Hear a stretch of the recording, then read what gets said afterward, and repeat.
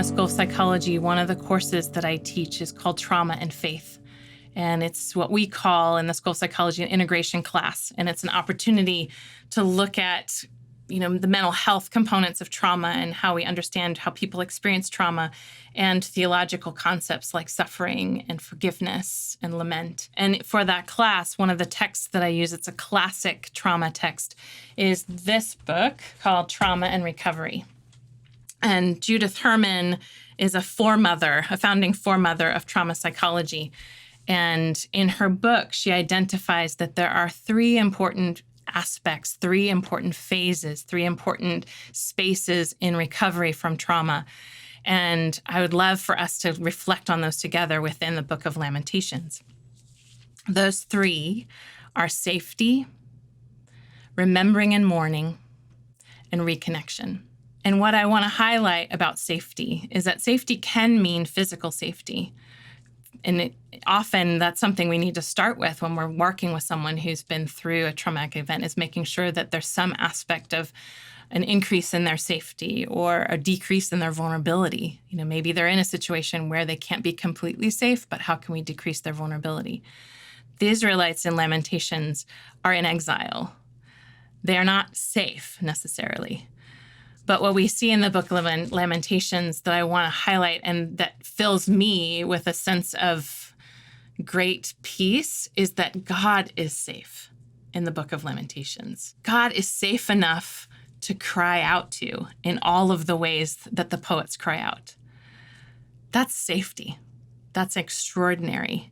The pain is real. All those emotions, all of that anger, all that uncertainty, all that disorientation, all the wailing that's there, like box of tissues, that's all real, and God hears it.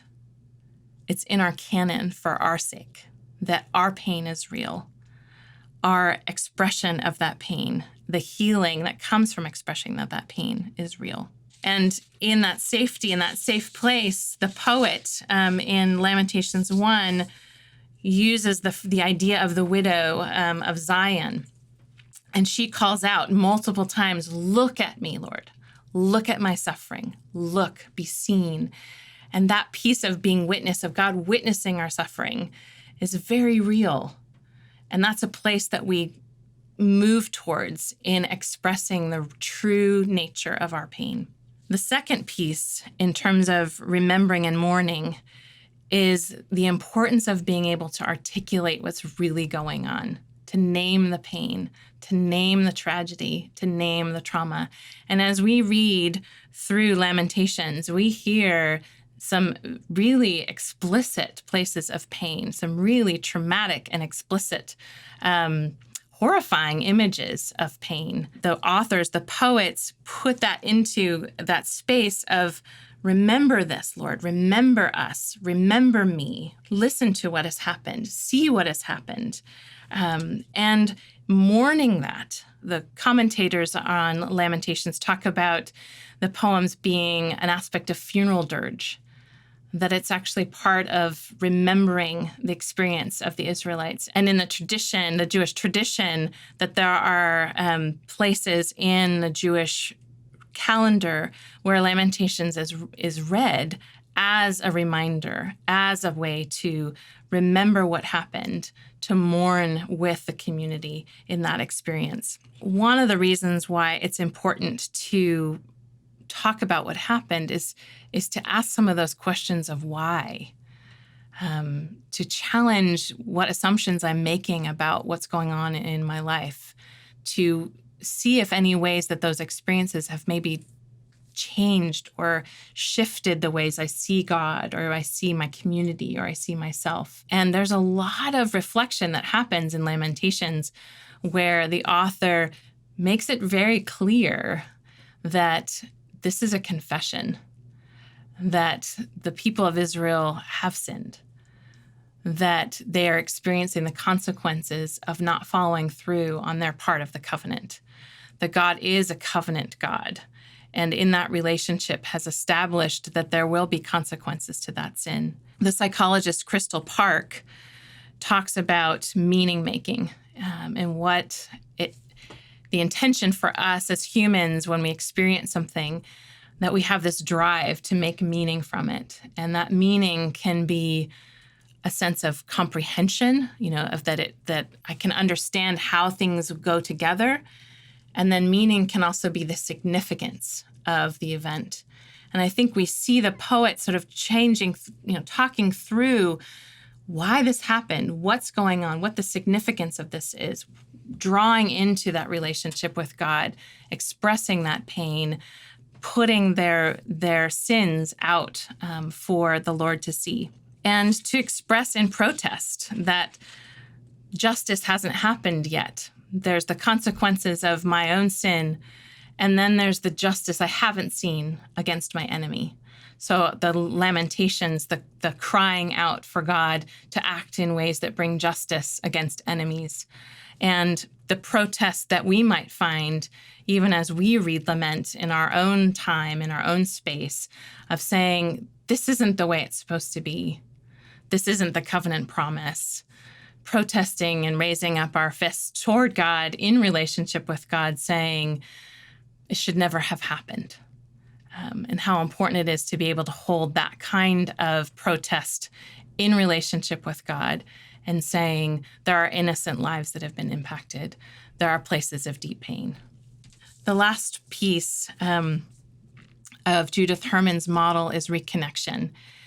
And for a trauma survivor, one of the things that can feel so painful is the sense of withdrawal of this event happened and it's changed me. I don't know if I can be welcomed back to the community, or I don't know if I'll be seen as damaged goods, or I don't know if others can really handle the amount of pain that I have. And reconnection is an important space of moving towards finding that openness, finding a community to be part of, testing the waters, developing trust again, experiencing our humanity.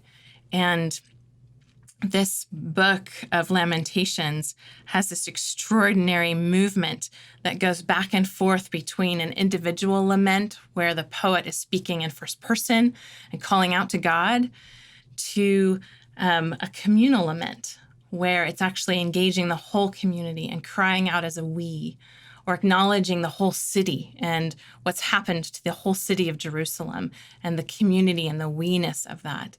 And I loved, it may not be what Judith Herman kind of expected with reconnection as part of a therapeutic process, but I really want to highlight what it means for us to own that reconnection and that communal lament as an important part of what it means to be the people of God. Soon-Chan Ra, in his book, Prophetic Lament, really highlights and calls us to that communal lament and saying, what are the ways that we've sinned? What are the ways that lies that we've believed about being pious, or being a church community that expects certain kinds of success, or even maybe the cultural ways that we've appropriated white, Protestant, middle-class American culture into our churches that have made it so we are experiencing pain and loss. We are experiencing a disruption of what it means to be a community of God. And we're in this place wanting to connect back to God and wanting to connect with each other. One additional thing that I'd like to say that's always a bit complicated in doing trauma work is the reality of being a sinner and being sinned against. That one of the temptations for a trauma survivor who's maybe been a victim of a crime or of abuse or of rape or some other tragic interpersonal violence is the question of, is it something that I did? Is it something that I caused? Is it because of my own sin? Am I being punished? And I want us to be very careful with that. The poet in Lamentations notes places of real sin and confession, and also the experience of being sinned against, being a victim, being taken over by enemies. So as we ask those questions of why and wonder where God is, let's hold the reality of injustice, and let's hold the reality of our own sin together, that God can transform and renew and heal for all of us.